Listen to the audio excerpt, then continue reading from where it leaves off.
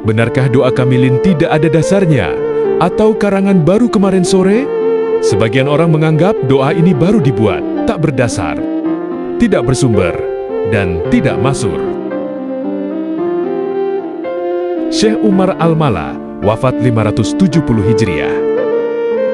Dalam kitabnya, Al-Wasilah, bagian bab di zikir pagi dan di zikir petang yang dibaca oleh Nabi, didapati doa yang mirip identik dengan doa yang saat ini dikenal doa Kamilin. Hal itu menunjukkan bahwa doa itu sudah masyhur dibaca sejak masa silam dan dipandang di zikir pagi petang yang diajarkan Nabi. Namun kemudian saat Ramadan di Indonesia, di zikir petangnya dibaca tepatnya setelah tarawih berjamaah. Inilah doa atau zikir lengkapnya.